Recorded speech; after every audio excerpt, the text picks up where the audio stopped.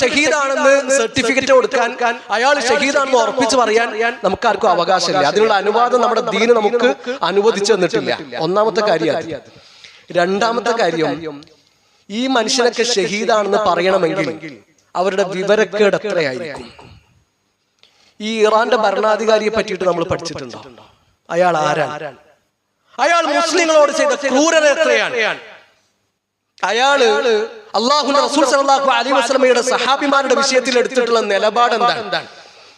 ആ മനുഷ്യൻ എഴുതിയ ഒരു പുസ്തകം മാത്രം, ആ പുസ്തകത്തിലുള്ള ചില ഭാഗങ്ങൾ ഞാൻ ഉദ്ധരിക്കാം. അൽ ഖവാസ് വൽ ലഹ്ബാത്തുൽ മസീരിയ എന്ന പേരിൽ അലി അൽ ഖാംനഈ അദ്ദേഹം എഴുതിയിട്ടുള്ള കിതാബ്. ആ കിതാബില് അബൂബക്കർ സിദ്ദീഖ് റളിയല്ലാഹു അൻഹു പറ്റിയിട്ട് ആ മനുഷ്യൻ പറയുന്നത്, ഈ ഉമ്മത്തിൽ ആദ്യമായിട്ട് ഭിന്നതയുണ്ടാക്കിയ ആള് അബൂബക്കറാണ്. ഈ ഉമ്മത്തിൽ ഭിന്നതയുണ്ടാക്കാൻ വേണ്ടിയിട്ട് അബൂബക്കറും മുഗീറത്ത് ബിൻ ശുഅബയും തമ്മിൽ ഗൂഢാലോചന നടത്തിയിട്ടുണ്ട്. ഉമർ ബിൻ ഖത്താബ് റളിയല്ലാഹു അൻഹു അല്ലാഹുവിന്റെ റസൂൽ സല്ലല്ലാഹു അലൈഹി വസല്ലമയുടെ വസിയത്ത് തടഞ്ഞവനായിട്ടാണ് അദ്ദേഹം ചിത്രീകരിക്കുന്നത്. ആരാണ് ഉമർ റളിയല്ലാഹു അൻഹു? ആരാണ് അബൂബക്കർ? ഇപ്പൊ നമ്മളൊക്കെ ഉമർ റളിയല്ലാഹുവിനെ പറ്റിയിട്ട് കേട്ടിട്ടുള്ള ഒരു കഥയുണ്ട്. ചെറുപ്പത്തില് ഒരു കുഞ്ഞിനെയും കൊണ്ട് ഉമർ ബിൻ ഖത്താബ് റളിയല്ലാഹു അൻഹു പോകുന്നു.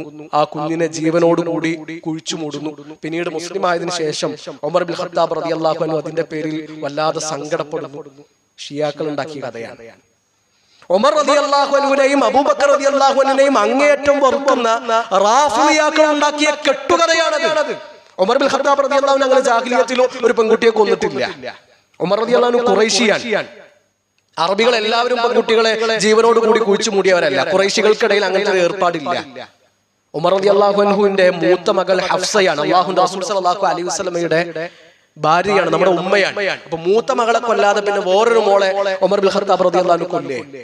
അത് റാഫിദിയാക്കൾ ഉണ്ടാക്കിയ കെട്ടുകഥയാണ്. കാരണം അത്രക്കും ദേഷ്യവും വെറുപ്പും അബൂബക്കറിനോടും ഉമറിനോടൊക്കെ ഷിയാക്കൾക്കുണ്ട്. നമ്മള് ഉമർ റളിയല്ലാഹു അൻഹുവിന്റെയും അബൂബക്കർ റളിയല്ലാഹു അൻഹു പേര് കേൾക്കുമ്പോ റളിയല്ലാഹു അൻഹു എന്നാ പറയുന്നത്. ഷിയാക്കൾ എന്താ പറയുന്നത്? ലഅനഹുല്ലാഹ് എന്നാ പറയുന്നത്. സുബ്ഹാനല്ലാഹ്. അബൂബക്കറിനെയും ഉമറിനെയും ശപിക്കട്ടെ എന്നാണ് അവർ പറയുന്നത്. ആയിഷ റളിയല്ലാഹു അൻഹയെ പറ്റിയിട്ട് ആ കിതാബില് ഈ പറഞ്ഞ ഷഹീദ് എന്ന് നമ്മുടെ നാട്ടിലെ ചില മനുഷ്യന്മാർ വിളിക്കുന്ന ഈ ചങ്ങാതി എഴുതി വെച്ചിട്ടുള്ളത്, ആയിഷ റളിയല്ലാഹു അൻഹ കള്ള സാക്ഷ്യത്തിന് കൂട്ടുനിന്നു എന്നാണ്. അബ്ദുല്ലാഹി ഇബ്നു സുബൈർ, ആയിഷ ബീവി, ഇവർ രണ്ടുപേരും കള്ളസാക്ഷ്യത്തിന് കൂട്ടുനിന്നു.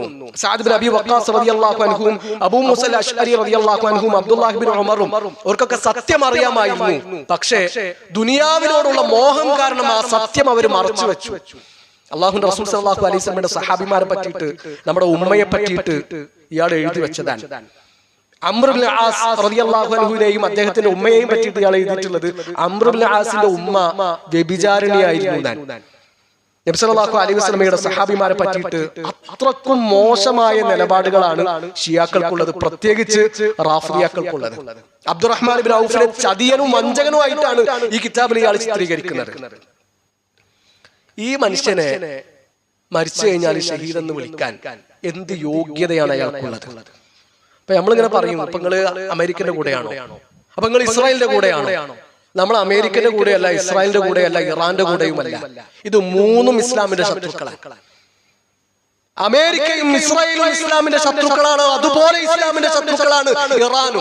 അവരുടെ ചരിത്രം നമ്മൾ പഠിക്കണം. ഷിയാക്കളെ പറ്റിയിട്ട് നമ്മൾ പഠിക്കണം. പാലസ്തീൻ ജനതയോട് ഇസ്രായേൽ കാണിച്ച ക്രൂരത നമുക്കറിയാം. ഫിലസ്തീനിൽ ഇസ്രായേൽ കൊന്നൊടുക്കിയ പാവപ്പെട്ട മക്കളെക്കാളും എത്രയോ ഇരട്ടിയാണ് സിറിയയിൽ സുന്നികളായ മനുഷ്യരോട് ബഷാറുൽ അസദ് എന്ന ഷിയഈ ഭരണാധികാരി കാട്ടിക്കൂട്ടിയ കൂട്ടക്കുരുതി. അത് നമ്മൾ അറിയോ? നമ്മളെ മീഡിയ നമുക്കത് എത്തിച്ചു തന്നിട്ടില്ല. മീഡിയകൾക്ക് അജണ്ടയുണ്ട്. ആ അജണ്ടകൾക്ക് അനുസരിച്ച് ഒരു വാർത്ത കൊടുക്കുള്ളൂ.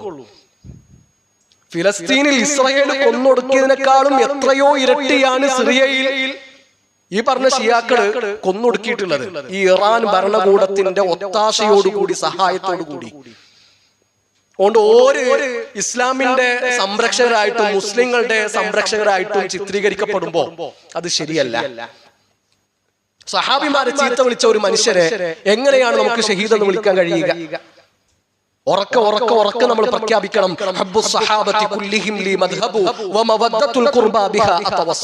എല്ലാ സഹാബിമാരെയും സ്നേഹിക്കുക എന്നതാണ് അഹ്ലുസുന്നയുടെ അഖീദ.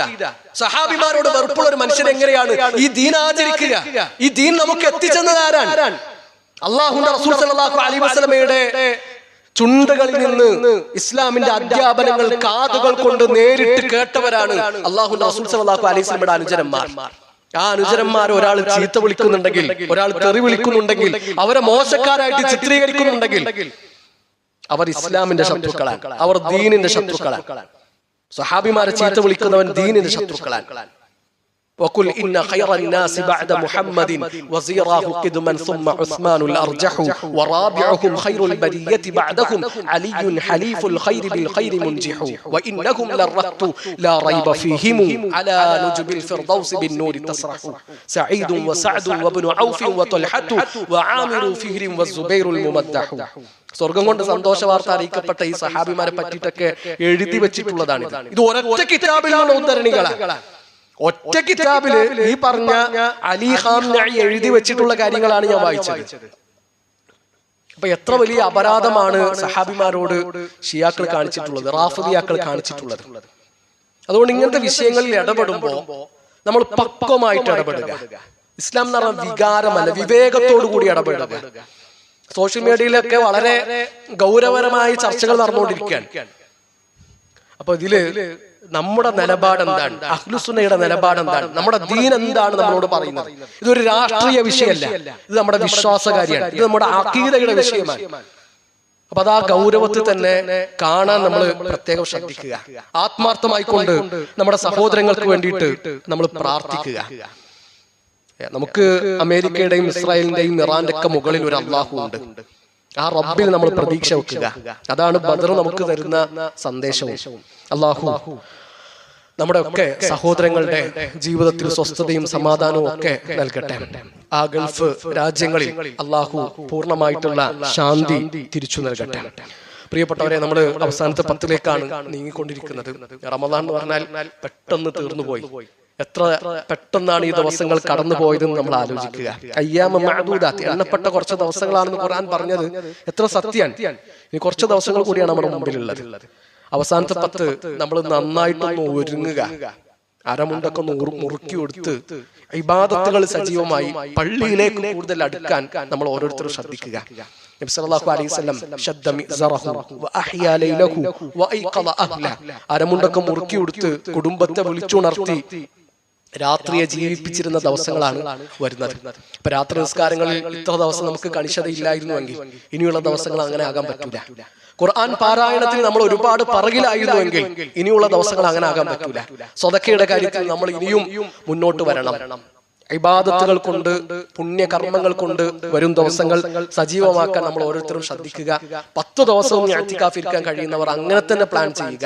ഇനി രാത്രികളിൽ മാത്രം കഴിയുന്നവർ അങ്ങനെ പ്ലാൻ ചെയ്യുക. കുറച്ച് സമയം കഴിയുന്നവർ അങ്ങനെയൊക്കെ തീരുമാനിച്ച് മുന്നോട്ട് പോകും.